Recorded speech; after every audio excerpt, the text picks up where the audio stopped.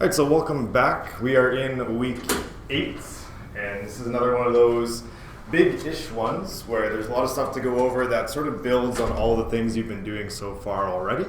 It's broken up into a few different sections. I'll talk about the ideas we're going to go through. I'll do 2 live examples with you.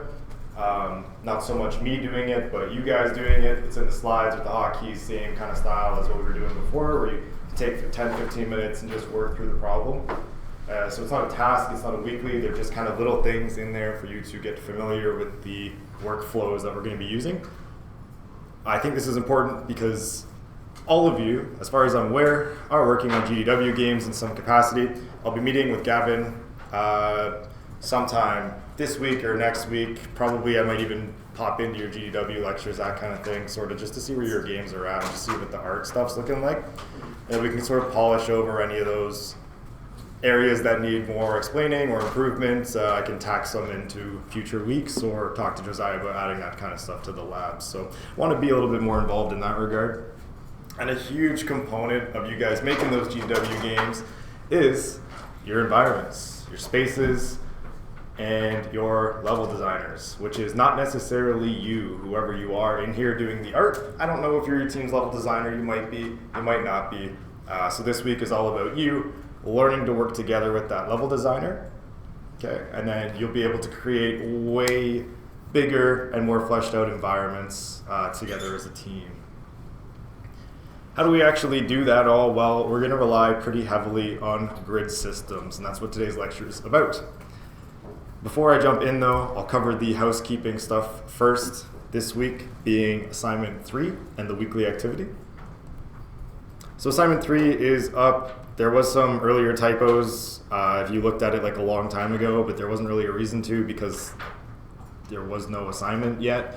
But it is now published. The due date is the same. Obviously, that hasn't changed. Can I full screen this? So the assignment is creating a modular kit of pieces, sort of building on what we did last week for that weekly activity where you made traffic pieces or some other kind of kit that was great for set dressing. This week we're making the rest of the pieces that you might need to put together a scene, things like the walls and floors, that kind of thing. So in this example, stuff like, walls. Okay, and so with those, I'm not necessarily looking for a complete environment put together. I'm looking specifically for your kits. And the idea here is that hopefully you build something that you can use for your diorama during this kit assignment. I can come in and give you feedback on your kit pieces and tell you where they are working or not working. And then you can kind of take that, make your changes, and then put it all together for your final diorama assignment. So I don't want the final diorama to be like a whole nother entire set of workload, right? Because that's going to be too much for you all to do in just a few weeks' time. The idea is that last weekly and this kit, they will help you build up towards that diorama sort of piece by piece, okay? So you can, of course, if you would like to, make an entirely separate diorama. By all means, go for it. Do try, though, just to make your workload a little bit lighter, to get some of those pieces done for this assignment. So it's with 15%, and overall it's split up pretty evenly. 5 marks for quality, 5 marks for technical execution. So what does your topology look like? Do the pieces fit together well? Do you have enough pieces to build what you need to build? And the last one is planning and reference. I'm also making this one 5 points this time around, even though planning and reference doesn't seem like it's that important. For something like making modular grid systems, it is super important because as soon as you've decided a grid size, well, you're locked in. If I decide all my pieces are going to be multiples of 5, and then 3 weeks from now I decide suddenly they need to be multiples of 3, good luck. Not very easy to go back and change everything. So I am putting more marks towards planning here. For final submission, just looking at a Sketchfab or in-engine shot, kind of like this one, where it's just all of your assets put in some nice little display. And maybe a small chunk put together, just to get an idea of how the different pieces will fit together. But I'm not looking for that full scene yet. That'll be for the final bit, right? Okay. The key things to look for here are going to be the grid size and modularity. So how are you going to do this? You're working in 5s, you're working in 2s, you're working in power of 2s. The texture reusability. So like last week we talked about texture reusability. Where can I use the same texture to save space on multiple different props and kits. And then modular piece origin point is another thing I'll be looking for, so you will have to learn how to adjust those origin points to make it easier to work with all these tools and kits and engine. So that is assignment 3. Now, for weekly activity number 8, there isn't one. So if you remember earlier, I said there was 2 weeks that aren't going to get weeklies, one being the very last week for sure because you'll be swamped with other stuff, and then the other one's going to be this week because I would rather you just spend the time working towards this larger assignment. So I recommend you follow along doing the tasks in class and things like that because they'll help you build towards this modular assignment. I've specifically made the modular kits that we're going to build in class today blank. There's no extra detail on them. They don't fit a theme. It is going to be up to you to build on what we make today, and then that is where you kind of get your theming in. All right, any questions about that kind of stuff before we get started on what grid systems actually are? Lucas? Did I get you late to class? Did you get what, sorry? Too late? Late? Yeah. It's not that late. I haven't actually started doing anything. Just talking about the assignment. Okay. So yes, it is already recording as well. It'll all be uploaded. So with that out of the way, let's talk about grid systems. Wow, pretty exciting stuff, really. All right. So you've probably seen grids all over the place as you're working. It's absolutely no surprise. We find them in Blender, we find them in Maya, we find them in Unity, Unreal, literally everywhere. But you've probably never thought twice about them, and you've probably never really actually used them. And there's a good reason for that. And when we're doing a lot of the modeling that we're doing so far, one-to-one modeling, things like that, all we really need to worry about is that our object is on the ground. And nothing else really matters, right? You might use the grid to just go, okay, yeah, this is about 4 meters of size, but actually snapping to the grid is a whole other ordeal. It makes use of all the tools that you're already familiar with, which is good. You don't have to learn anything new. You just kind of have to use those tools more effectively, right? In Blender specifically, we can use grids to, say, create even gaps between different pieces. We can use grids to align different pieces together. Overall, though, it's kind of just an eyesore usually when you're working. In Blender specifically, every grid square is going to be 1 meter with the default camera view. So if you're looking at it something like this, every single one of these squares is 1 meter. And we can get an idea really quickly, hey, each one of these pieces is 2 meters by 2 meters. This is going to be very important later because you need to keep track of the size of your environment and the size of all of your individual pieces too. Okay. So what we're trying to build up here is essentially a tile set. If you're not sure what a tile set is, it's a series of pieces that can be reused on a 2D grid to create things like platforms, levels, very useful for isographic games, very useful for platformers, very useful for all kinds of games you've probably already made at some points. How many of you have used like a Unity tile set when making games so far? Okay, so about half. Okay, fair enough. If you aren't using tile sets, well, we're going to start in 3D, but the general idea is that they all snap together. For those of you that are familiar, we are just going to build that exact same principle up, but now in 3D. Okay, so we want to make a bunch of individual 3D pieces that can be mashed together and fit together to build a larger scene very quickly. Also, because of the way tile sets work, that means our scenes can be flexible. Why is it important that the scenes that we build as artists are flexible? Anybody want to take a guess? Lucas? Because that way you have less things to worry about, you have less stuff to be having on the GPU, CPU, or RAM, and you just save time. Sort of, yeah, it is more efficient for sure, and you do save time, but the biggest reason is because you're going to have to make changes, eventually, one way or another. One big thing to learn about art, especially for games, just the way it is, most of the work you do is never going to see the light of day. That's just the nature of art. That's just the way it is. A lot of things get cut. If you saw the amount of cut content in AAA games, you would probably cry. Entire people's portfolios worth of work just never even appearing in the game. So things happen, things change. It happens all the time. What we don't want to happen is that every time a change needs to be made, we're completely wiping everything that we've built and starting from the ground up. And the thing about people like level designers is they're going to be pretty finicky. And I don't blame them. If you have a corner in your level and the character gets stuck in it, they're going to come complain to you because you put the scene together, right? That makes sense. But we can shift the blame, which we love to do. We make the level designers build the levels with the things that we provide them, and now they have no one to blame. And that's the way that the good team dynamic kind of works here. So we are going to build these 3D tile sets as simply as possible at first. As soon as we know the sizes of things, we're going to hand it off to the level designers. They're going to make the mistakes. We're just going to make it pretty. And when they find something that doesn't work, they can really quickly change it themselves, right? So I talked about, you guys as artists need to learn to put things in engine. The level designers, it's the same thing. They also need to learn to work in engine, and together, you guys can work together and build these things a lot better. So here's the general idea of a 3D tile set. Exact same as 2D tile set, but just in a bunch of different directions. We can build things like floors, walls, windows, and even things like props. If I just have this little banner here, I can align it to the grid using my origin point, and I can snap it along any wall that I choose.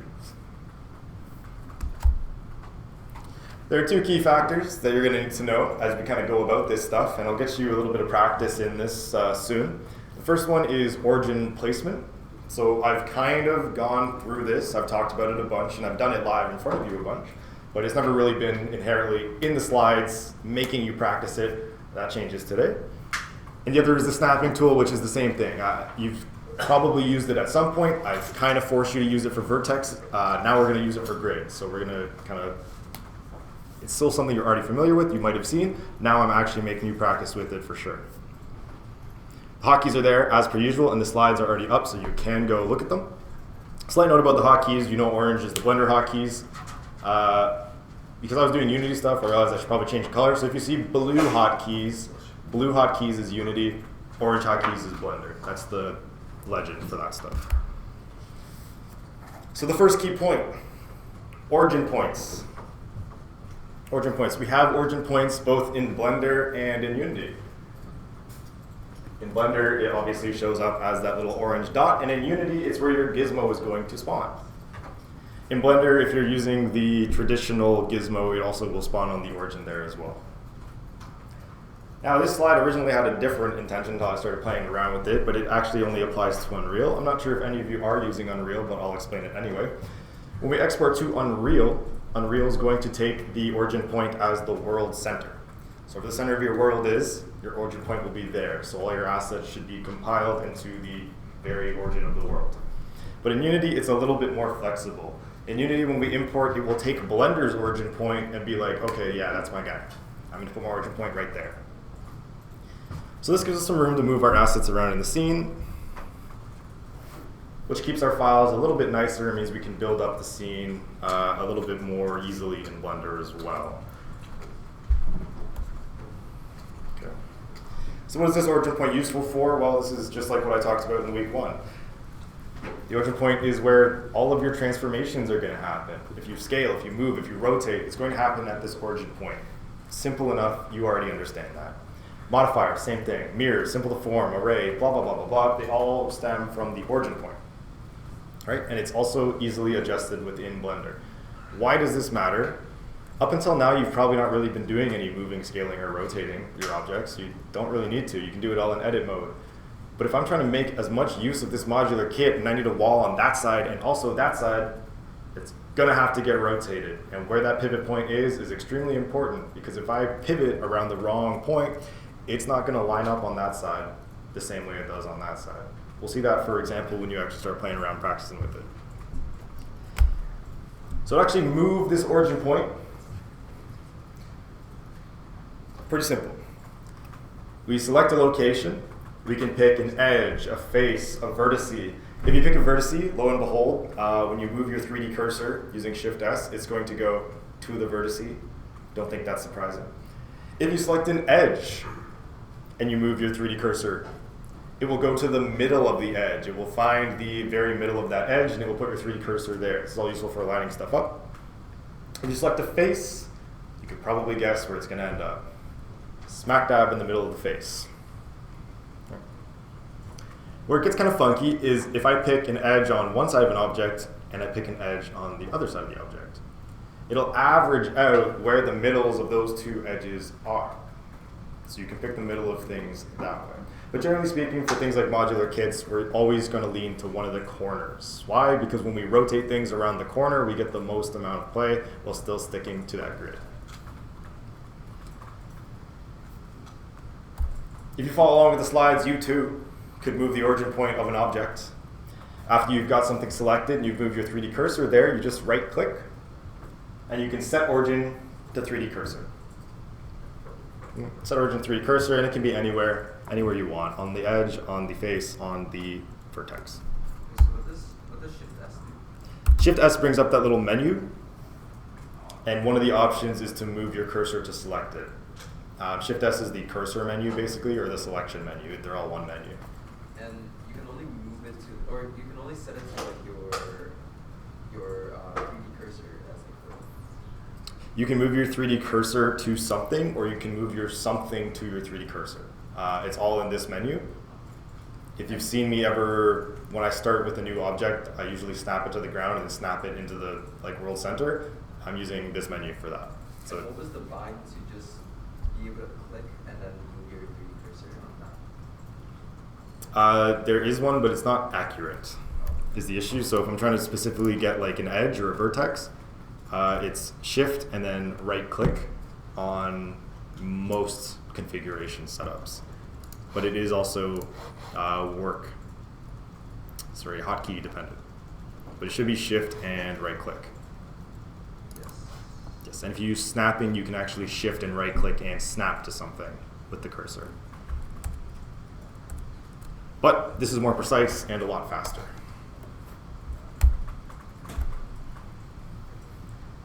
Okay.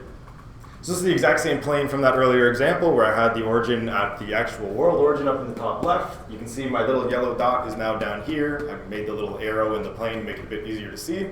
And when I re-export that into Unity, my gizmo now shows up at that corner, which is very, very convenient. Yes? Any reason why we would put it on the corner of an object and not the middle? Yes, all the time. Grids start at 0, 0.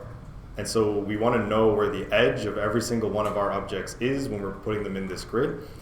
So let's say I have an object with an origin in the middle, like this one. If I just get rid of these.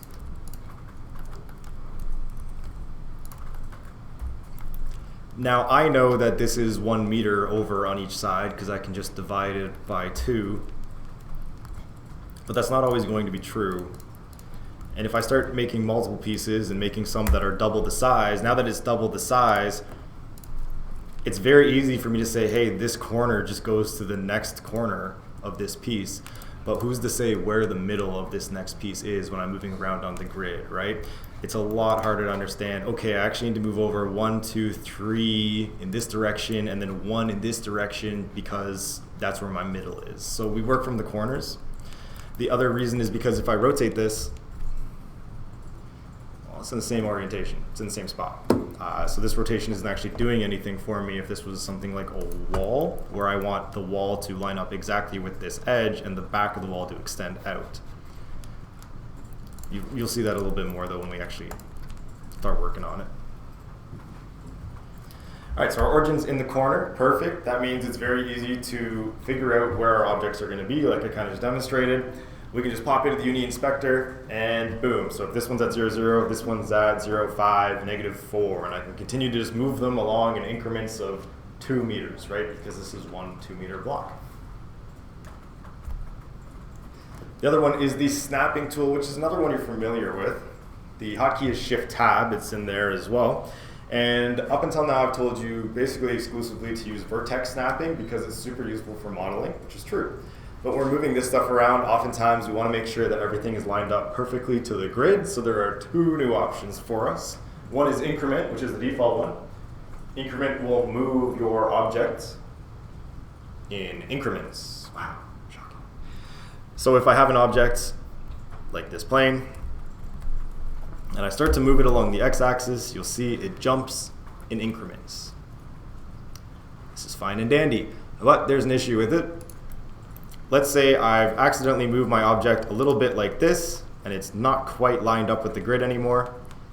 If I move in increments, it's always going to be constant, the gap in the movement. So I'm still not back on the grid. I'm still off the grid, even though I've moved it in an increment. Okay. Sometimes that can be an issue. The other option here is grid. Grid will snap to the grid. It doesn't care who you are or where you are. It will find the nearest part of the grid and snap you to it. No ifs, ands, or buts. So both can be useful depending on what you're trying to accomplish. You don't always want every single edge of your modular kit piece to line up with the grid. You might want to cut into the grid a certain amount. That's where increment might work a little bit better because you can exactly figure out this edge needs to line up with the grid and this one does, but this one here doesn't. Both are useful depending on the situation. The other issue with grid is if I start moving my vertex around, not really doing me any favors. So typically that's going to be for object mode specifically. When you're working in the actual meshes, using vertex is still better because that's better for modeling. And then in Unity we have, wouldn't you know it, the exact same two tools. We have a grid for grid snapping, and we have increment for increment snapping, and they both work identically the exact same way. So if you're good with one in one program, you're good with both. If I use the snapping to grid in Unity, it will always take my object and snap it to the grid perfectly to a T based on that origin point. Another great reason to keep it on the corner because snapping becomes a lot easier. If I put it on increment and my object is off by half a unit, I am now permanently stuck off by half a unit, right? Not always good. So here's an example of that. For this reason, with the grid and the snapping tool, it's also really important to have units that you can multiply in some capacity easily. You could, of course, I guess, decide that your primary unit is 1.5 meters and everything else is built around that. But that means if I'm doing quick calculations, I've got to work with half numbers or the random whole number and half number combination, when instead I could just say 2 plus 2 is equal to 4. So try and pick a unit size that is both effective for your game. So let's say I need a space that's 300 by 300 meters in my game. I probably shouldn't make my tiles 2 by 2 meters. You might have a few too many tiles by the time you're done, right? I probably want my tiles to be closer to 30 by 30 meters then. Generally speaking, I think for most of you, you're going to want your tiles to be somewhere in the range of either 5 and 10 meter tiles for the big ones, or you can do power of 2 numbers is another fun way to do it because then you can do 1 meter, 2 meter, 4 meter, and 8 meters. So you have a lot of flexibility in the exact shapes of your rooms and things like that. Okay, and just like, oh, you can't even see that at all. Well, pretend there's a grid there that's slightly bigger than the last grid. You can change the size of the grid in Unity to match whatever you're trying to work with. So in this case, I just bumped it up to 4 meters. These pieces are 2 meters. You can see I've got a square that is quadruple the size now of these 2 meter pieces. Right, so if I was working with 4 meter pieces, I would want to bump that up to make it easier to snap everything together. All right, all good. So here is where you guys are going to get familiar with this stuff. I want you, that is all of you, in the next 15 minutes or so, and I'll walk around and help you out, your goal is to make a wall piece, a door piece, and a floor piece. Just those 3 pieces. Ignore anything specific rule-wise. I'll talk about the more specific rules we have to follow later. This is just to get you started. Things to note when you're doing this, right? I want to see the origin points in the right spots so you can snap things together, right? And then you want to have the wall piece and the door piece, make sure that their origin points are in the same spot so that you can interchange them very easily, right? Because not every wall is going to start as a door, and not every door is always going to be a door. You might want to swap it with the wall later. Let's see, yeah. So the goal with this is once you have those 3 pieces, you can kind of just pop them into Unity here and start building by using the grid within Unity. Okay. So to duplicate objects in Unity, you're going to use Control D. So if you just click on an object, hit Control D, and then you start moving it with the gizmo, you can slide it along the grid. And move and rotate in Unity, you should be familiar by now, but those are linked to W and E. So W is to move, and E is to rotate. When you're rotating, make sure you're rotating in increments of 90 degrees as well. So we can start on that. Let me show you what happens if I don't put my origin on the corner for my wall here. The question becomes really quickly, how do I line up my wall with everything else? If I had two planes here,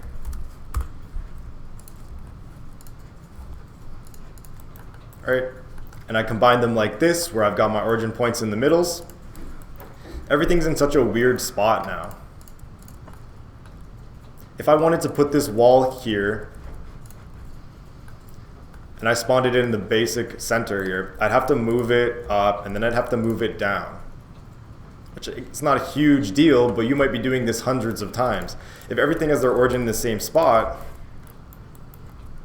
and I add another plane here for the wall, you'll notice in my corner here that my origin's in the exact same spot. So if this was Unity, I could just duplicate this object and switch it to a wall, and it would pop up exactly where it needs to be to match my floor. So it is important that you set these origin points ahead of time. So if you don't already have the slides downloaded, go ahead and give those a download. Give this a try. Try and just put together a few different pieces and make some kind of small room or something with the pieces, just to get familiar with it.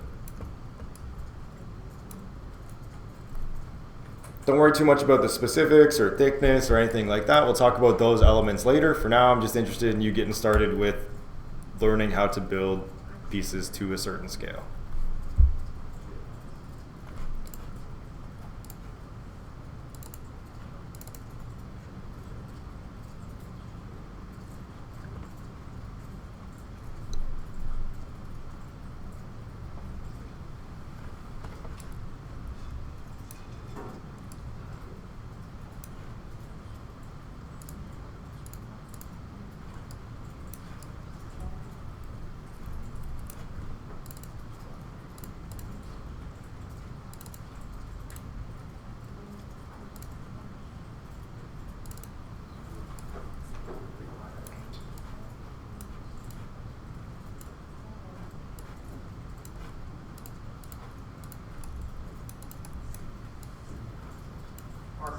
Yep.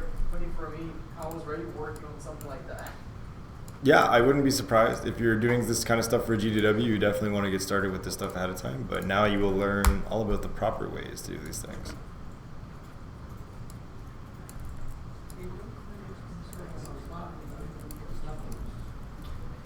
Well, we are talking about our rules and whatnot, but I think this is just to make it better. We do need the back we need to be translucent. You can just get rid of them. That the chains and stuff already are like that. Yeah.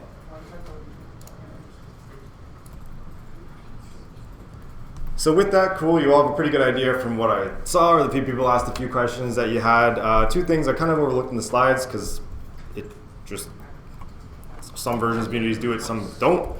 So up here is your Unity tool options. I kind of maybe assumed everybody kind of already knew where they were. But in case you are unfamiliar, up in the top left is your Unity tool options. You've got two drop downs, first and foremost, one being pivot or center. So this is going to be where your gizmo shows up.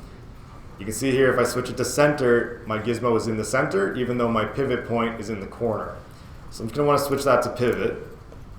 And the second one is global or local. So if you're not getting the option to turn snapping on, this little magnet right here is your snapping tool.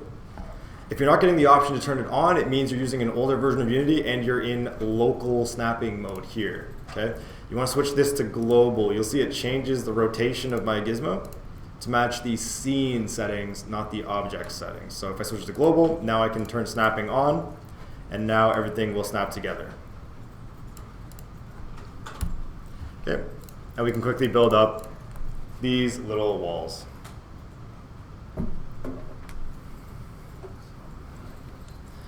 All right, so my walls have thickness. The ones that I just built there, those little walls, they all have thickness, which means that we have to be a little bit careful when we're actually moving them around in Engine, and I'll explain why in a second. So let's open this up.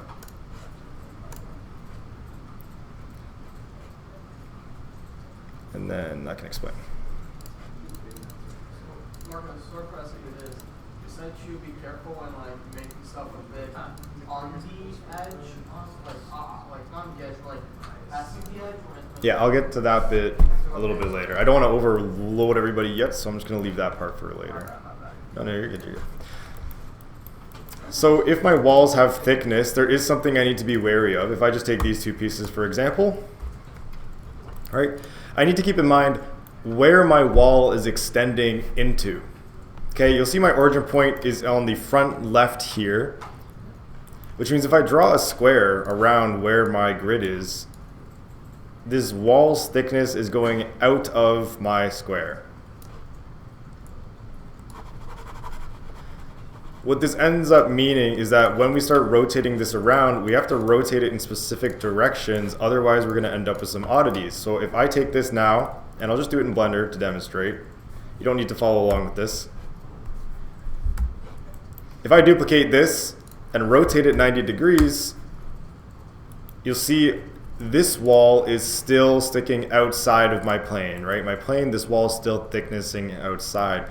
But I can't just take this wall and duplicate it and move it down to the other corner, because now the thickness of my wall is extruding in to my scene, and I've got this unevenness where down here I'm breaching into my own square, and up here I'm breaching out into the next square. So you need to be consistent and keep in mind that this is happening. The general rule of thumb is you're going to want to keep everything inside the square. That's much easier to manage. So you can see what I would have to do here is just rotate it 180 degrees and put it on the other corner. Here, rotate, all right, and keep it on the other corner, and now it's all staying out of this center square. Everything is on the perimeter, right, which keeps things even.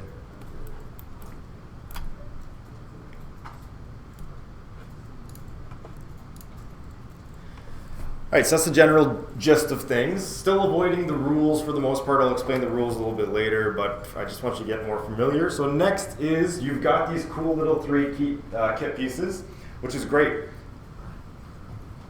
But you need to get familiar with prefabs. Because what we're doing right now is placing every single one of these pieces individually over and over and over and over and over and over and over.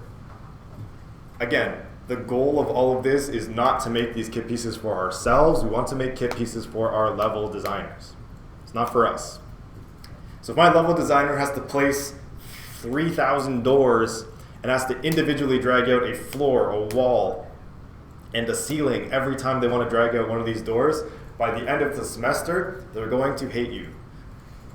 So we need to prep a little bit ahead of time, right, to give the designers a little bit more flexibility and a little bit more speed when they're actually trying to build some modular levels. So what do we end up having to do? Well, we're going to make use of prefabs.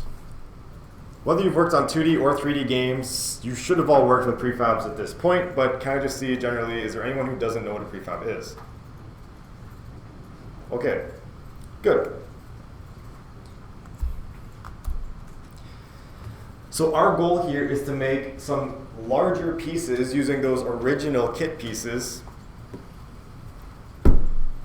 that our designers can use. So Jason, you asked last week about when do we start building up the bigger pieces, when we build them up in Blender. This is why we don't really have to build it up in Blender. We're better off taking the smaller pieces, throw them into Unity, and then building prefabs out of them. Big reason is, let's say I have an individual corner piece I built in Blender and an individual wall and floor combination I built in Blender. If I make a change to my wall, I now have to re-export my corner piece and my corner floor piece and literally any other piece that uses that wall. Could be 16 different times I've got to select that thing and re-export, right? Whereas if I make a prefab in Unity, I re-export the floor once. It now applies to all 16 prefabs that are using that floor. That is what our job actually is. So we give the designers these basically just cubes, right? We want the designers to just use the cubes, and then we come in and change the models without changing their footprints, if that makes sense, right? So I can re-export the floor on the designers, and their level still stays the same, but it now looks 3,000 times better, right? That's the goal with all of this. So we are just building the footprint for the most part as we go about this. Here's an example of the different kits you can build. This one in particular is for Skyrim's Dwemer. I've never played Skyrim, but if you have, you maybe know where these kits are from. There's actually an entire GDW talk about it. You can learn all about why these pieces were made, where and how they use them. I would highly recommend watching it. I think I said GDW. I meant GDC. I don't know why I said GDW. But you can see that there are a bunch of little repeating elements, like this floor, that they just prefabbed into a slightly larger floor because the level designer, well, they might need to make use of a single floor, but most of the time they probably aren't needing a single floor, right? There's a big open space from what I've seen in the pictures of this dormer rooms. Same with all of these other pieces, right? I've got one that's a single corner. I've got one that's a double corner. I've got one that's a straight. I've got one that's a double straight. All of these pieces just help the level designers build whatever they need to build. Well, the artists can just work on it freely, and you guys don't have to interact with each other unless you really, really want to. So also in the slides, I've downloaded it, is not the GDC talk itself, but the transcript from the talk in 2013, and then the pieces, I believe, are from 2011.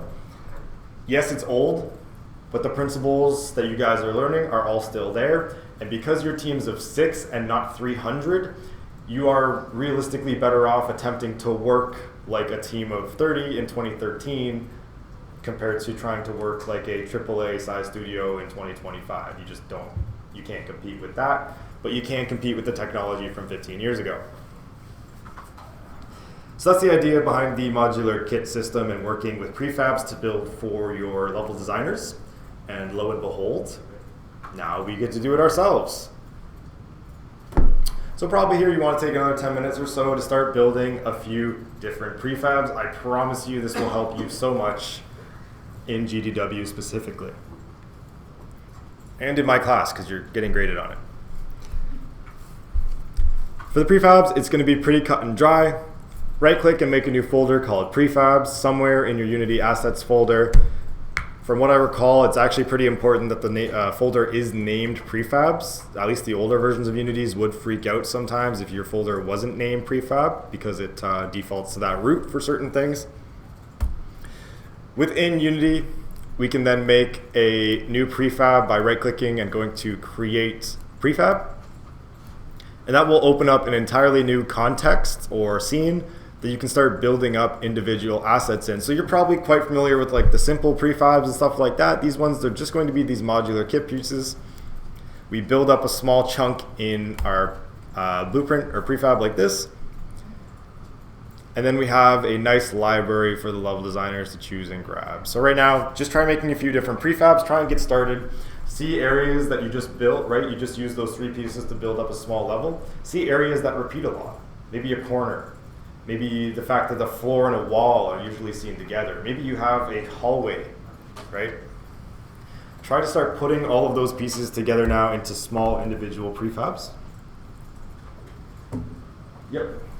I was gonna ask about just quickly. Oh, yeah, sure. Yeah, put yourselves in the shoes of the level designer. Try and think about what they might need, and then go from there. And we'll do that quickly for just a few minutes. I know it's like a minor thing, but it's like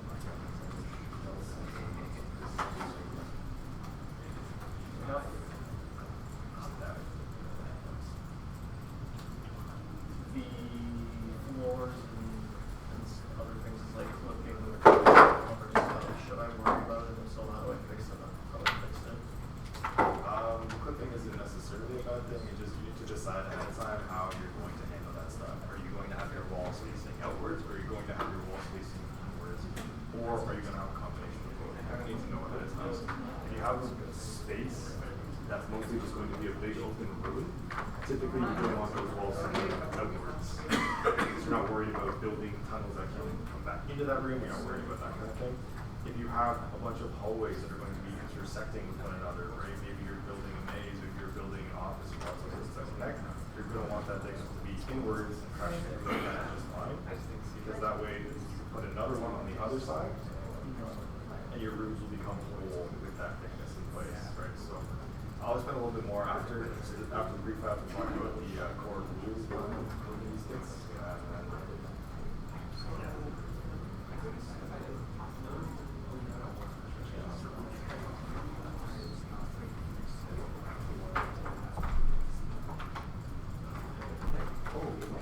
All right.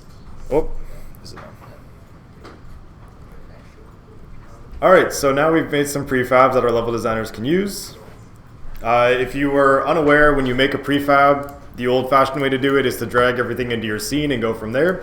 But there is actually prefab context. So if you just double-click on your prefab, you'll open up an entirely new blank scene where you can make the prefab, which is just nicer, generally speaking.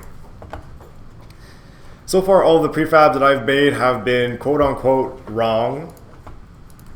Not that any of you would have known that yet, but now we're going to learn about those rules. And this is a very short section just about the modular kit rules.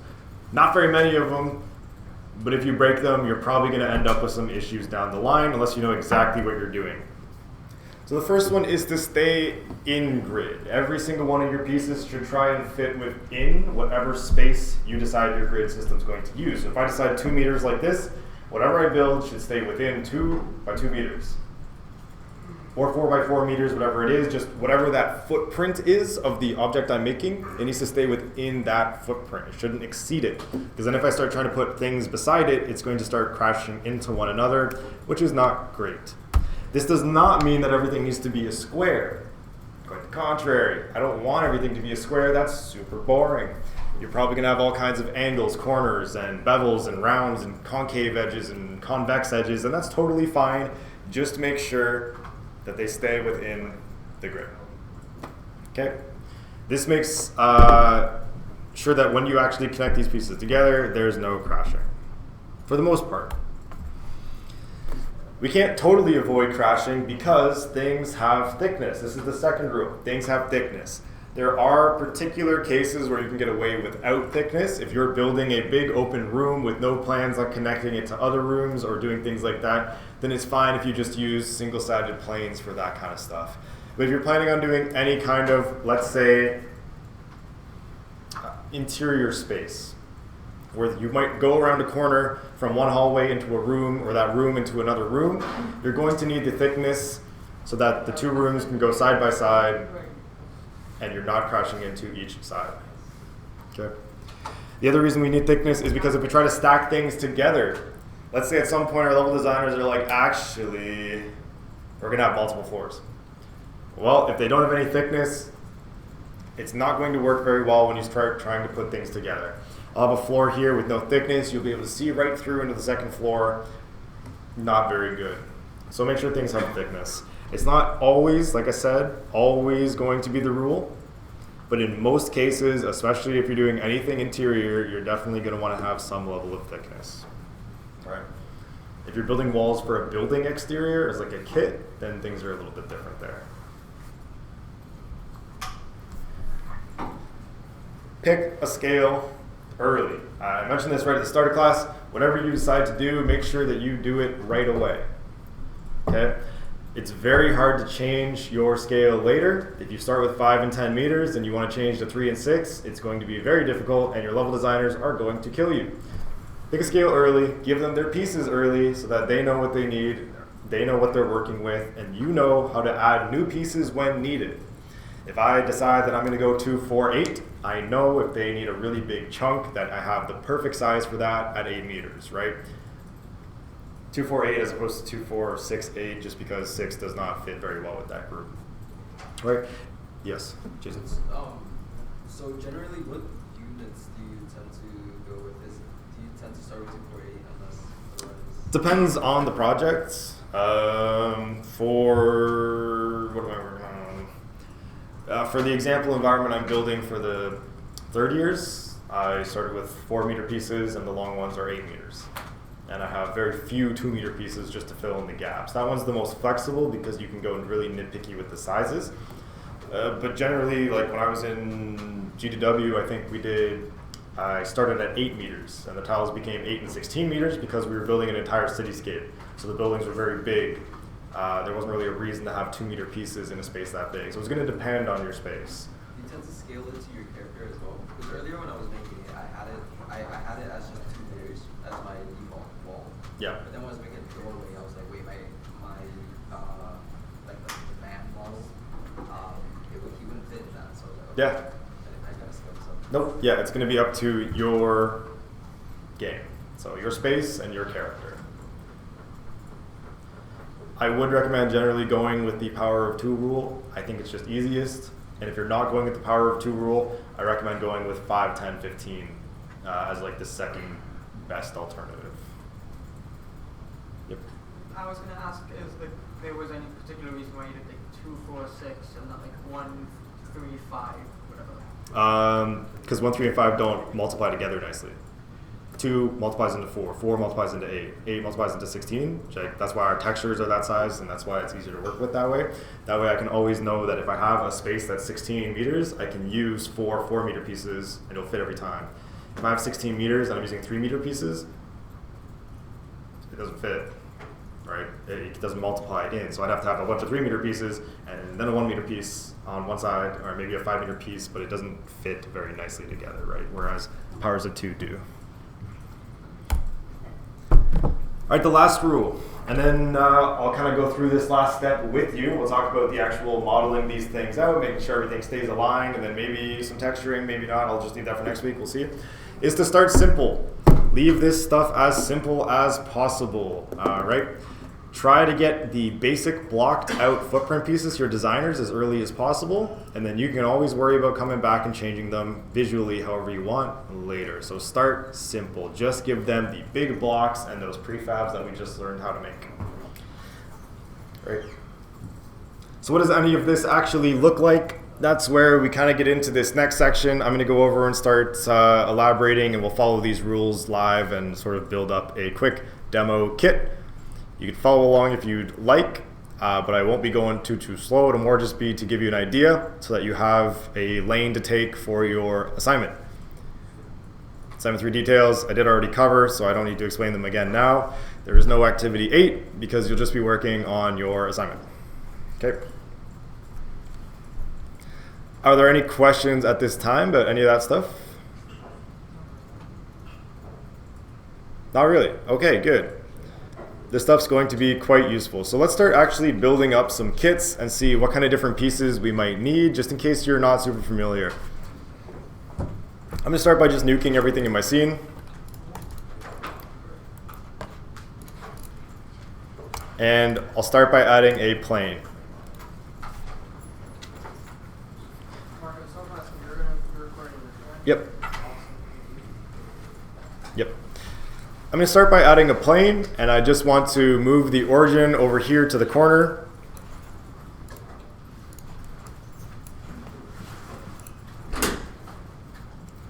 So we can set origin to my cursor, and I'll use Shift S to bring it back to the world origin. That's just how I like to do it. Any way you'd use to get it lined up is fine.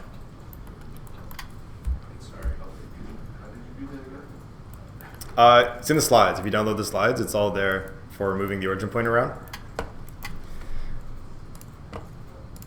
What I want to do with this plane is I'm going to add a solidify modifier.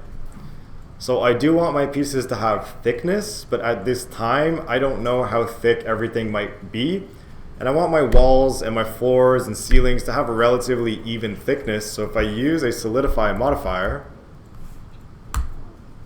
then I can guarantee that everything is consistent for now.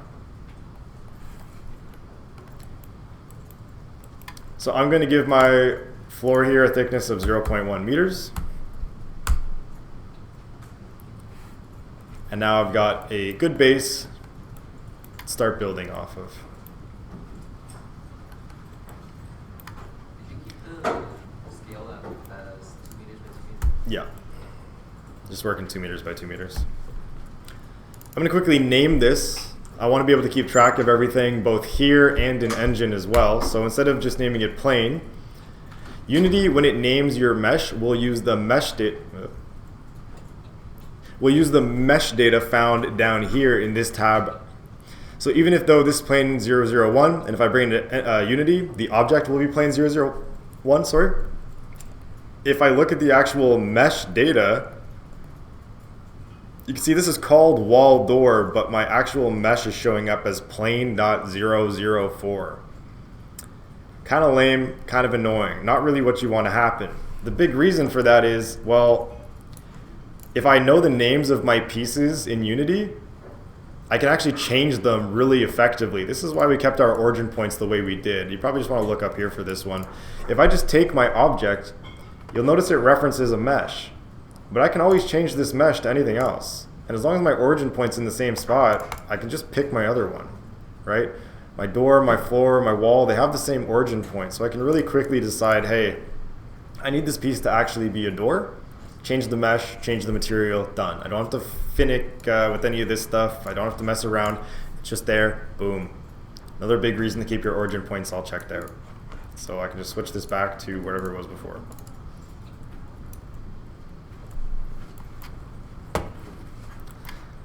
So I'm going to go down here and under the green mesh tab, I'll call this floor. And I'll also rename the object floor so that we're on top of everything. Now I believe there is an add-on or an extension. I'm not sure if I would install it. If I do, I'll go find it. But there is an extension that links the name of your object to your mesh name, so you don't have to worry about this anymore. So I'd recommend we go download that. Just going to go to Edit and Preferences. And under Extensions, I believe, if I just search Mesh, no. I don't remember the name of it. I will probably have to go pull it off my computer at home, and then I'll share it on Canvas. Oh, there it is. It is auto sync object data names. So quite simply, this automatically syncs the object and data names. So if I install this and use it, if I go in here and rename this, you'll see it also updates my mesh data. So this way in Unity, it will actually be named the exact same as what we're naming it here. I want to keep things sensible and I want things to be recognizable, so I'm going to name this floor. The names of these kit pieces usually get pretty long. But we'll call this floor, so we'll use some kind of indicator for what kind of piece it is first, floor. Square, in the event that we have non-square pieces, which is likely. 2 for 2 meters by 2 meters. And then, you know, kind of whatever else you want. In this case, I'll go _A, meaning that this is the first version of this floor, right? Why am I doing all this? It's pretty extensive, right? This is a ton of different stuff. Well, if I have a round floor and I want to search for it in Engine, I'm probably going to start by typing the word floor, not round. So by first picking a section for it, like floor, it'll be a lot easier to search for later. This shape square lets me know that this is a square floor. If it was a wall, I'd have something else written there. 2 for 2 meters makes sense. And then A, because if I wanted, let's say, a version of this with a manhole in the middle, I could just re-export the floor and that would be version B. And I could quickly do that same mesh swap thing that I just did. And now I suddenly have a manhole and get more variation in my level. So floor square 2A. If you're building multiple levels, you'll even want to precede this with the area that you use this. So if I have a part of my level called office, I would probably precede this with office so that I know this is part of the office kit, right? So with those Dwemer ruins earlier, those pieces all would have started with Dwemer or something along those lines, and then follow all of this other stuff as well, right? And that way you know, okay, this is clearly not part of the other Skyrim named location. It's part of this one. It's floor square 2A. Lucas, question? I was gonna ask, how do you, what's the key buying for, like, just quickly renaming it? Renaming it like this? Yeah. F2. Same as like Windows.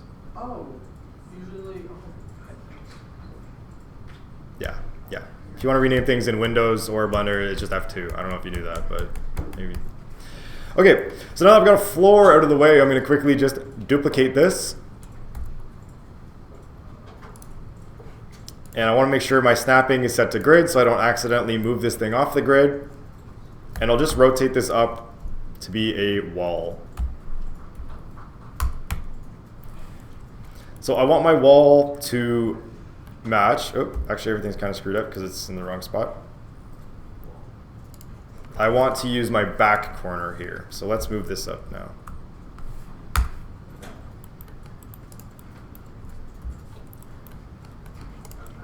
So I've got a floor and I've got a wall.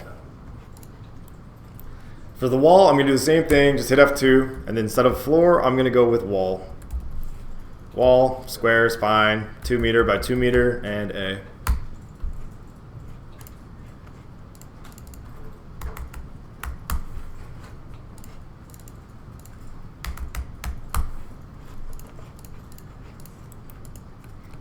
Okay, but for the wall, like I was saying earlier, I want to fit inside our existing cube here, our existing grid. So for my solidify, I'm going to just flip the offset to go the other way. Okay, so I'm getting a little bit of overhang here, but that's all right because what I'm going to do, you can just watch this part, you don't need to follow along. But if I duplicate this now and I rotate it and I put it side by side with my other one, I can now have two rooms that are literally smack dab touching each other, and they'll maintain their thickness between each and they won't crash between each. This is especially important if you're going to have a doorway here, because if I decide that, hey, actually I want a door here, and again, you don't have to follow this, I'm just doing it quickly. But if I decide that, hey, I want a door here, right, now there's actual thickness between my two spaces. I'm not just walking through some invisible thing into another room and clipping through, right? I actually have thickness to my doorways, everything lines up nice and neat, and then ideally, to take things even further, you have some kind of door frame here that just sells it even more, right? So that's the idea, we're keeping the thickness inside. Is there a reason you flip the negative sign in the solidifier rather than just like put it on the other side of your floor? Putting it on the other side of the floor? Well, the origin point is here in the corner. Right, so if you put it on the other side, like if you put it on the right side rather than the left side. Yeah, but to actually move my origin point over there, like this geometry is not real. I can't select it, it's part of my modifier. So to move my origin point there, I can't accurately put my cursor there. As opposed to if I just flip this, I'm getting the same effect. My origin is now on the corner it's supposed to be, but the wall is also in the way it's supposed to be. You can also just make another wall that is on the outside. Sometimes that might be what you want to do, but for now I'm going to stick to just ones inside. This does mean though, in these corners, we're going to crash in a little hard, right? But as long as the player's not seeing it, it's not the end of the world, and we have a few tricks that we can use to hide these seams anyway. So now we have wall square and floor square. I'm going to just export these into the engine. So use that hotkey I've talked about so many times, and use those presets that you all hopefully built. And we can pop this really quickly into our engine.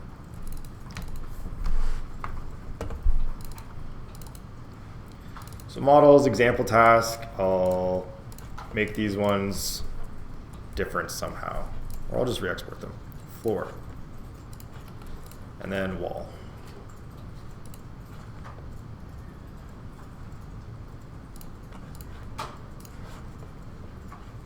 And then in engine, I'm just going to do a quick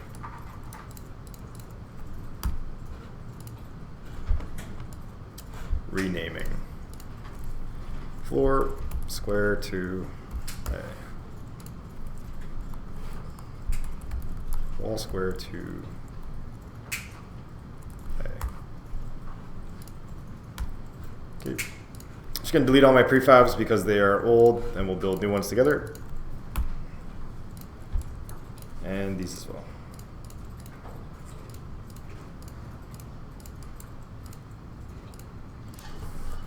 All right. The next thing I want to do is make a new empty in my Unity scene. So a lot of this is going to boil down to keeping things organized in your Unity scene as well. You can keep things organized by right-clicking Unity in the hierarchy and creating an empty. And you can just call this something like root underscore room A. And this will be the root for my first room. And everything I build should go inside of this root, so it's not getting lost and it's easy to move it all around together. So I'm going to make another root quickly for all of my random decorations that are actually just the stuff we made last class, but we can take this all and just shove this in there, right? Now I can hide this and it's all out of the way.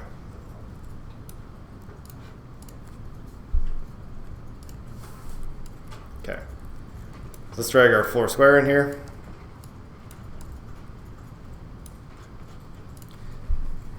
And I'll use the inspector here to just align it to the grid.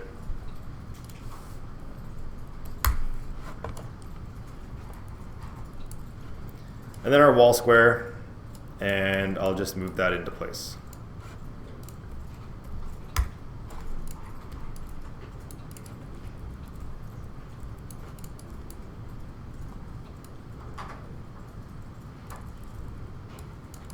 There we go. Okay. Making sure we're in the same orientation, so my wall is over top of my floor the way it should be. We want to build an additional piece into our wall, though, to kind of hide what's going on where it's crashing into the floor. So if I go to my wall here in edit mode,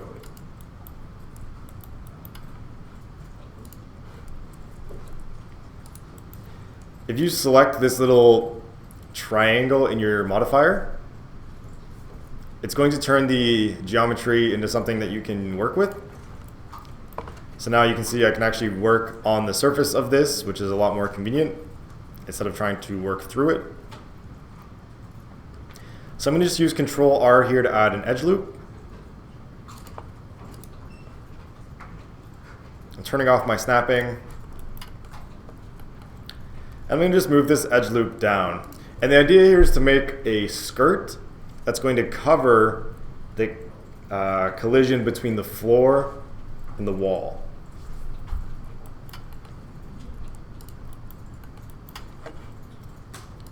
So I'll take this new face I made. Luis? Sorry, just a question. I'm trying to import the models like separate, but they are giving me an error and just there. I was just importing the ground. You're exporting them with selected objects only? Yeah, I don't know what's happening. That's odd. Check your names. Maybe make sure they're not all named the same thing. Maybe there's some error there. Okay. So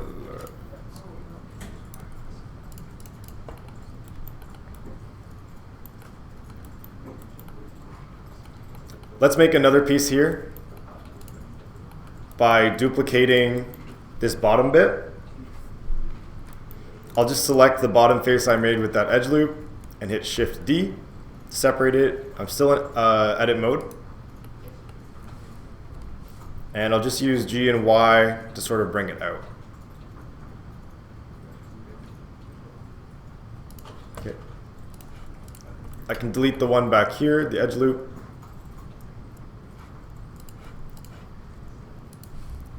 In this new piece, I want to make sure that it's staying on our grid. I'm not going to change the size or anything.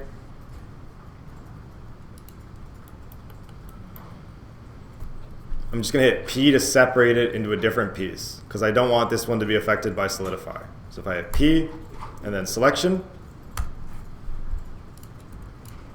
I'll get a totally separate piece from what I just had there. And this skirt doesn't necessarily have to be something as simple as this. You could make it something like crown molding. You see in real life, often walls have skirts anyway, or some kind of molding. If you look at the floors between the carpets and these walls, there is a skirt as well. So it can be simple like this, or it could be literally as complex as like a castle wall barricade, right? Something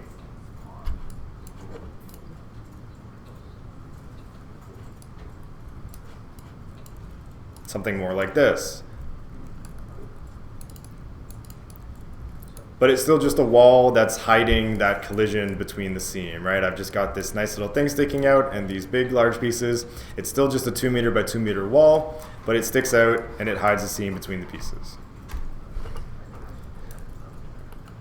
So let's build something similar. I'm going to get rid of the solidify here on this piece. And the beauty of this piece is it doesn't really need to align to the grid. It just needs to stay in our box, and we just want to make sure that when we export it, we're keeping the origin point at the same place as our other element here.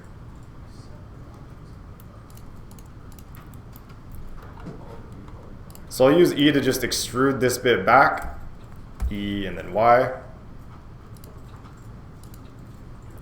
And then I'll just take this front edge and use Control B just to bevel. This is just cosmetics. It really isn't that crazy. And it just seems a little bit too tall, so I'll use G and Z to bring it down. And now I've got a skirt. I can test to make sure that this is good and everything's aligned to the grid by just really quickly grabbing my 2 wall pieces, hitting Alt and D, which we learned about last week, and then just using X and just moving it along with snapping turned on. Okay, and I can see that they both snap well together, and I'm not going to have any issues.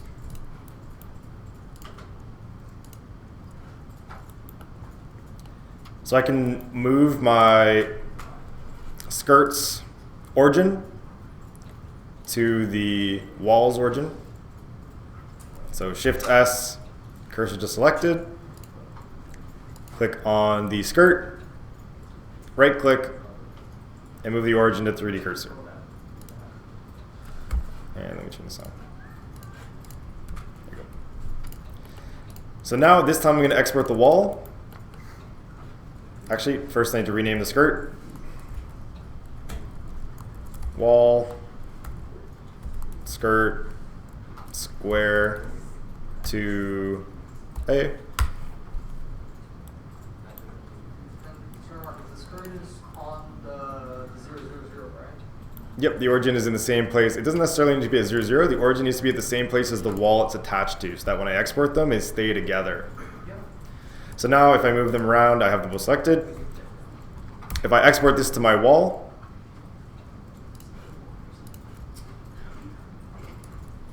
it'll update an engine, and for some reason rotate 90 degrees. Marcus, I found the problem was I didn't apply the rotation. That will also do it, yeah. Oh, which means that's probably the exact thing I just did. And that is exactly what I did. Okay, so rotation applied, we'll export that wall square. All good.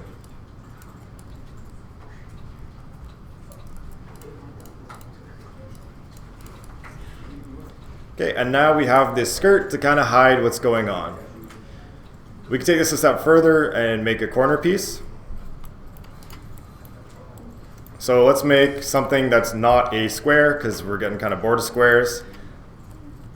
I'll duplicate this piece.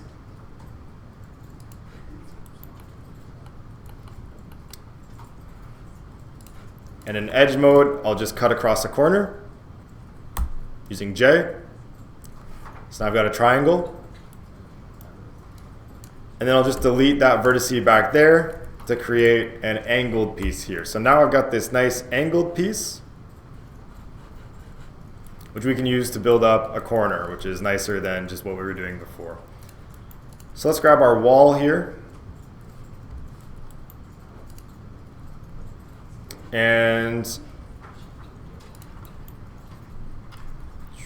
if we rotate our wall, you'll see it's not long enough to actually work here. So we need to build up a new wall. But because we use the solidify modifier, we know exactly how thick the wall needs to be.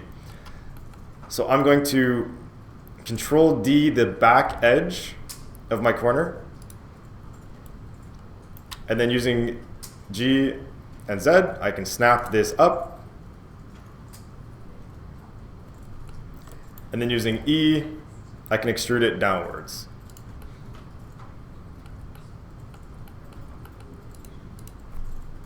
And then I'll do the exact same thing we did before. I'm just using that floor as the base. And then once I've got a grasp on my shape, I'll use P to separate it out into its own piece.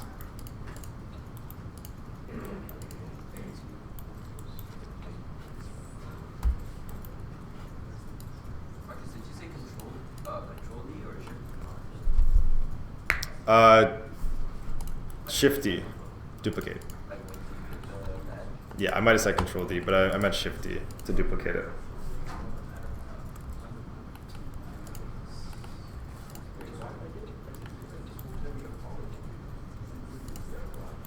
So now I've got a piece that mostly fits the bill for my wall for this. But it still isn't perfect. So we are going to want to go in, apply the solidify, and start cutting off the edges that are leaking out of our wall here. So I'm just going to grab this edge.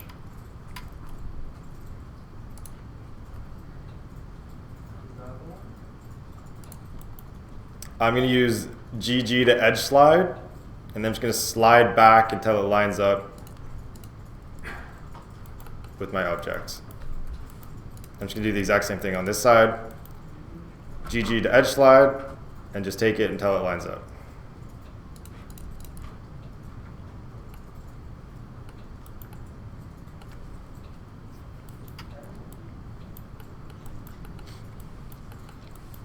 It's not always going to line up perfectly. So another technique that often we use in these kind of situations is we hide things with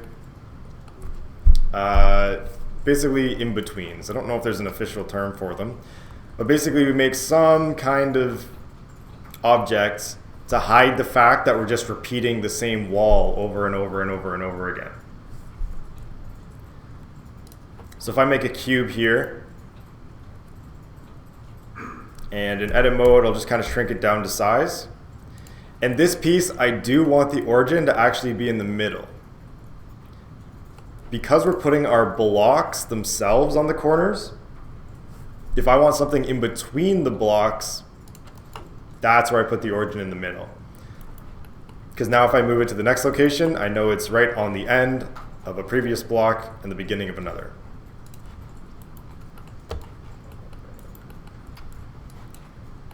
So I'll just kind of shift this in.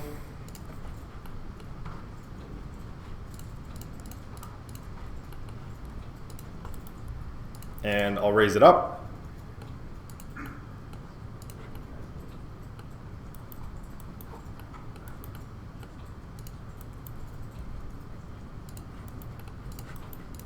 And I'll attach it to our wall piece.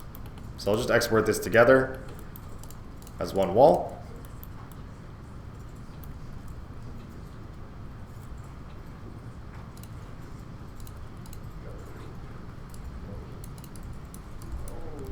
And now when I duplicate this a number of times, we have that mesh in between each of our pieces that we can use to hide the seams and things like that. So now I could make this like a wooden beam or something.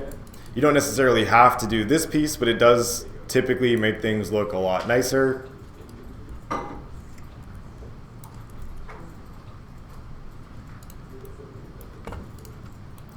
Another thing you could do is export this middle piece separately. Maybe if this is too much, I could just have it so that, hey, it doesn't have one there, and it doesn't have one there. And I could just put individual ones where I feel the need to block the modular.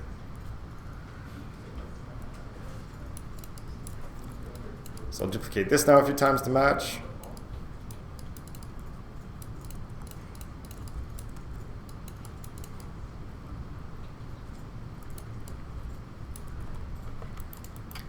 And then I'll export our corners as well here by renaming everything. So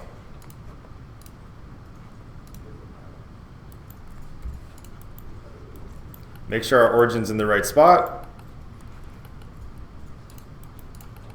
for both of these pieces.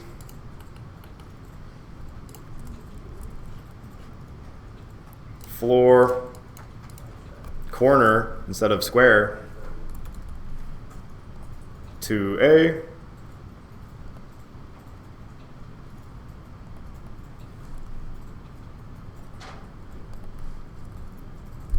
And wall, corner instead of square to A.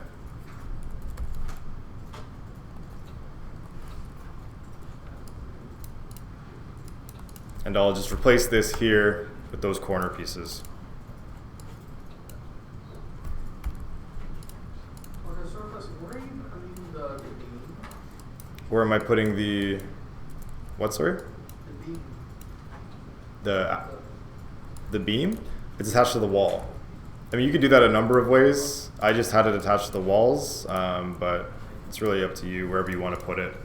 You could just export it separately into Engine and then just put it where you need it, but here I've just got it attached to the wall. I'm working towards some like old Victorian style things, so typically they're probably going to have these kind of beams, but it's just whatever your environment's going to be. So let's put my corner wall in here now as well. And we can snap it into place super easily. Right, great. I'll grab one more wall and just move it over here to place. If you haven't used snapping and rotation in Unity, if you just hold Control, it'll snap to certain angles. Typically, you're not really going to want to use this anyway because Unity is very bad with floating point errors. So if I just rotate this, for example, with snapping, it's giving me 89.917, which is okay 99% of the time. But because we're using pieces that fit together perfectly, I'm just going to go in here and tell it 90 degrees on the dot, no more, no less, so that we don't get any issues or gaps between our meshes. Okay. Here's where we can start to make use of some of those fancier techniques. Now I would like some windows. But I don't want windows on every single one of these, so I'm just going to duplicate the wall that I have using Shift-D, hit slash to isolate it, and we'll just make this one with windows. So I'll rename this wall square to, this will be wall square window 2A.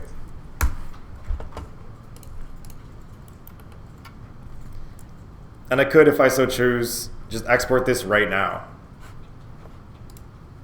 And we'll maintain that name, wall square window.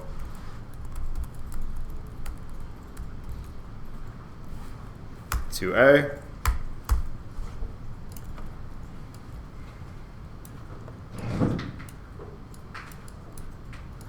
And we could just plop it in here for now. So now we can actually go about making a window for this wall in particular. How you do that is entirely up to you. You don't necessarily need to copy this part. I'm just going to bevel this middle piece and make a window that way. Actually, I'm not. I'm just going to use an inset.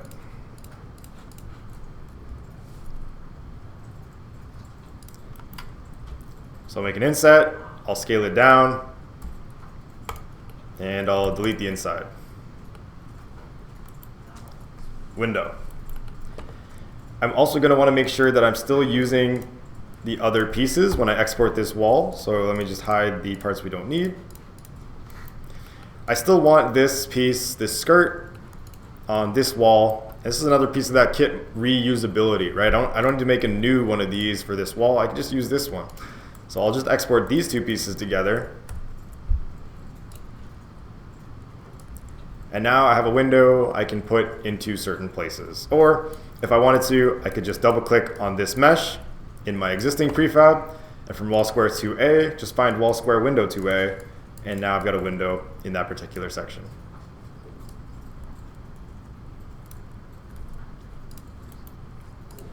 And the great thing about this is it's always changeable. So like I said, this is going to maintain that same footprint. The level designers can use it in all the same ways, but I'm going to change it. Instead of a window, actually, I've decided I'm going to make it just a totally different style of window. So let me just nuke everything I've done. We'll move this up to make it higher. You don't have to follow this part either. I'm going to just make something.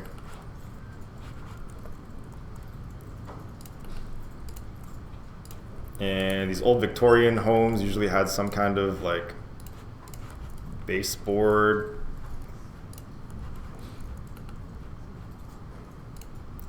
So we'll kind of implement something like that, making sure everything's still snapping to the grid.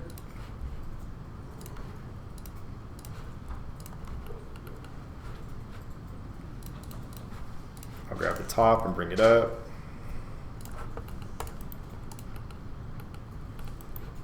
And then kind of inset this.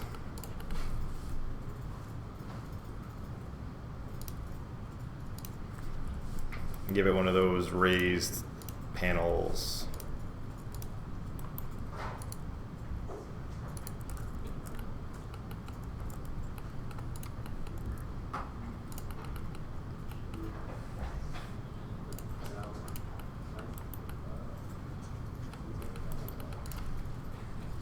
Right, but this is very flexible, is the idea.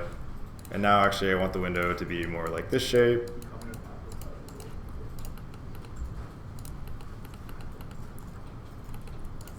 And, you know, maybe we want to give it some kind of beam.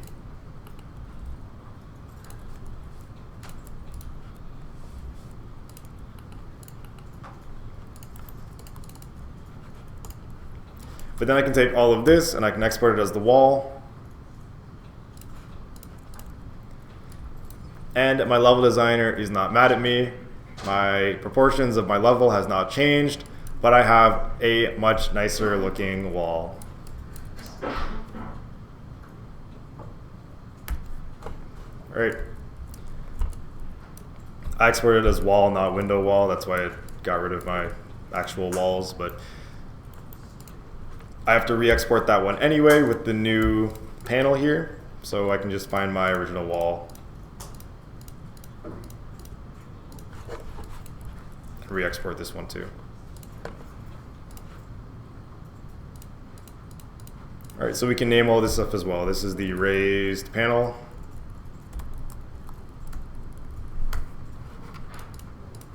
And this is our in-betweener.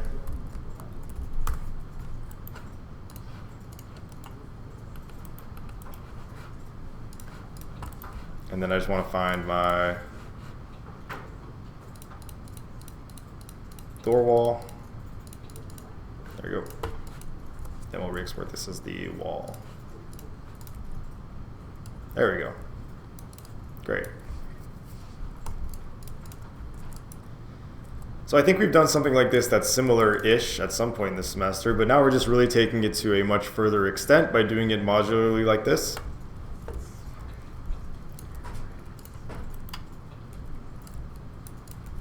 I can go back to that wall I made, and we'll get rid of a bunch of pieces of it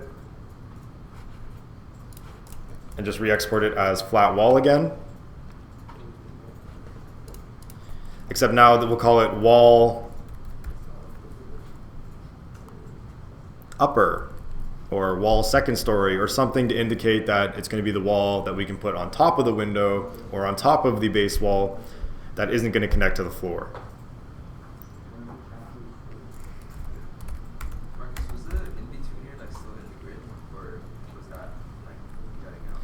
The in-betweener, it's on the grid, but its origin point is in the middle. So that way it's actually clipping onto both different parts. So that's the one type of thing where we want it in the middle, because we want it to clip into both pieces to hide the seam.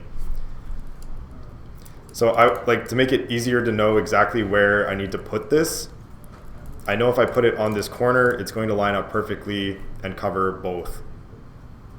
If that makes sense. So You still export it as part of the walls, right? you can. I did in this case. If I'm going to have one on every single wall like this, because I'm pretending it's old Victorian paneling, then yeah, absolutely I would export it all as one, because every single one has one. If I only wanted one every 4 to 6 walls, I would export it as a different piece, and it would be up to the level designer later, or me later cleaning up the level designer's work, to go in with that individual piece and just plop it where it needs to go.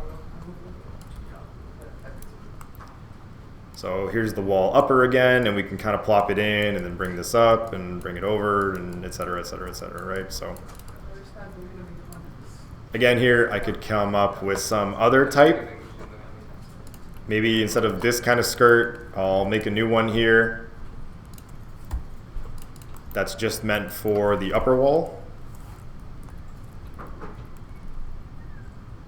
Wall, upper. And then this one isn't going to be as pushed out maybe, or it'll just like sit flush, something like that. So just something different.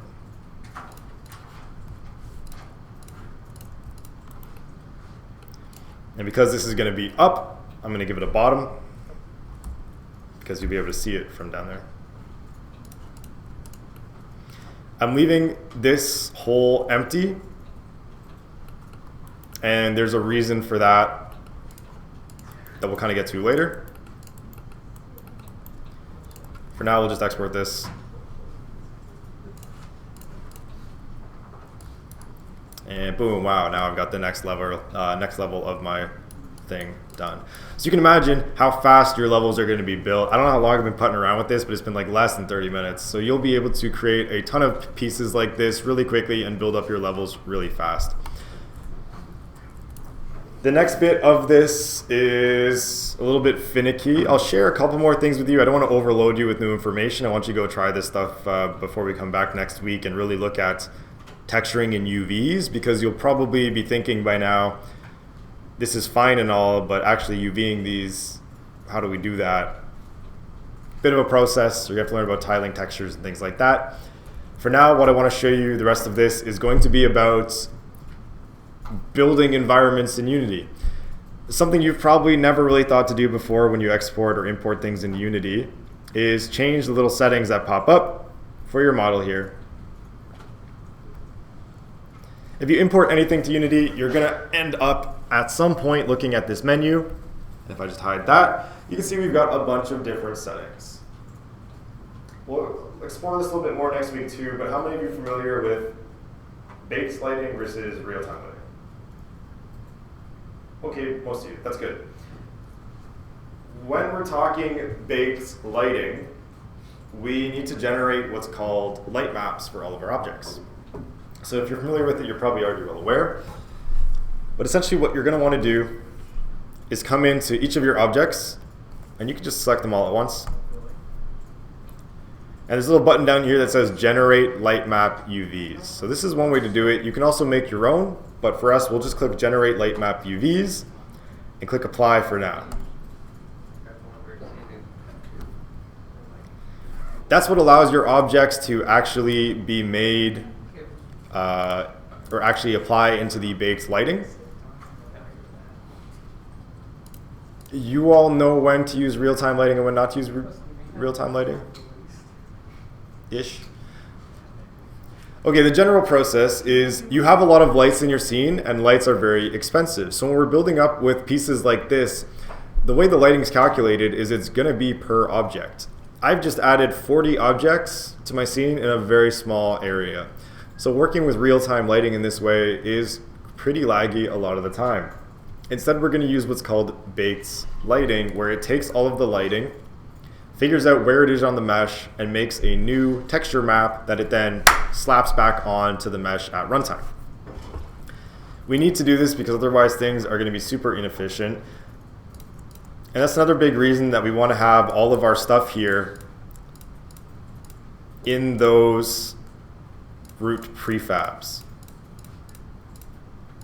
So I'm going to select everything and move it into that root prefab I made, room A. And I'll just move it up a little bit.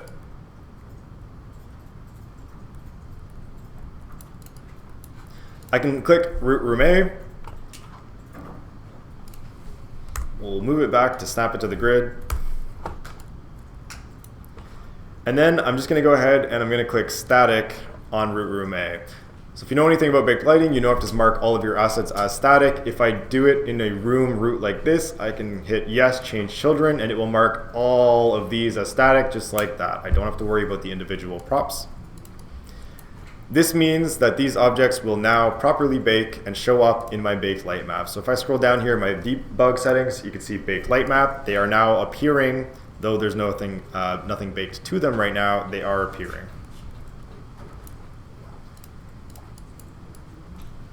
So let's bake the lighting really quick.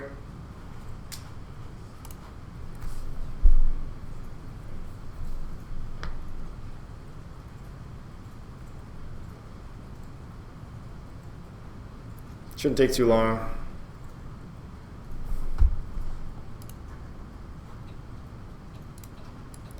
There we go. And now everything's looking much more cohesive and better the way it should.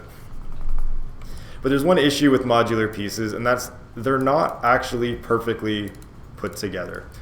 And it's especially visible. These ones have these covering pieces, but it would be especially visible if these were out of the way. So let's delete these, and I'll kind of show you what I mean.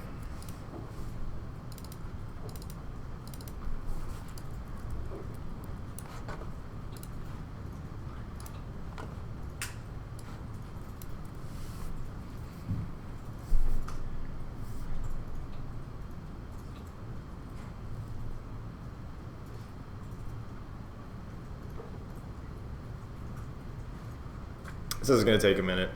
But what we're going to see is because the pieces aren't perfectly aligned, we're actually going to get these terrible seam lines where the baked lighting is like clipping into itself and falling over itself because it doesn't know what to do when the two objects are so close together like this. To loop back to what I was saying earlier, the reason I'm leaving these big or these empty gaps between objects is because when we're finished with our level building way down the line, we're going to have to use some Unity tools to merge all of these pieces together so that their light maps don't overlap with one another, so that we don't end up with these insanely visible seams here. So it's almost done, but you can already see what I'm talking about here, right? Like all of these pieces, it's trying to calculate ambient occlusion and all these other things right in between these pieces that it's not really possible because they're crashing into one another and they're taking up the same space. So when possible, whenever we're making these pieces, we want to make sure that we are actually cleaning out any area that's going to connect and extend into another piece. So if I was going to have this extended to a doorway, I would need the doorway to sort of connect to this piece and at least a few vertices so that we can go back with the Unity tools later and merge them all into one piece. And that way we won't get that crazy banding. Because at some point you are going to have to bake lighting. We'll have a whole section on baked lighting sort of next week after we fix all of this stuff. I'll show you the tools that you need to do that. Okay. As you can see though, these also do a great job of hiding this stuff. If I had all of my blockers here still, you wouldn't be able to see that for any of these pieces. And then I wouldn't have to worry about meshing them together. So it's only going to be where we have these big flat pieces and we get these seams. That's a whole story for another time. You'll probably learn a bit more about baked lighting in computer graphics, I would assume. Not entirely sure what the curriculum's like now, but I'm pretty sure you will learn a little bit more about it and how to optimize it. If you have the time though, while you're messing around with this stuff, play around with this, see what you can do. And that'll help you also dictate where you might want to have these blockers and things like that. All right.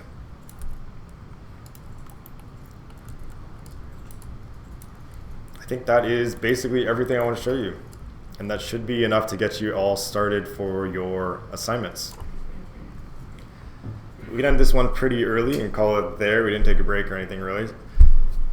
Are there any questions, comments, concerns? Yep. Kind of lost track during the big lightning part. That's all right. It's not super relevant right now. I just wanted to give you a precursor into the things we're going to deal with. Or like, I remember when I started using modular kits, I like hated everything in the world for teaching me to use this. And then I spent hours and hours and hours and hours trying to find ways to fix this big lighting issue because you need to do it for performance. So I just don't want you to start playing around with them and then go, why did Marcus tell me to do this? Now I'm struggling with this lighting and my entire game looks like shit and it's been stuck for weeks. So precursor, that's why I'm giving you this information now. We'll learn how to fix it next week. Don't freak out when you're playing around your games with lighting. We will fix it, okay? Cool, so don't worry about it too much, John. Anything else?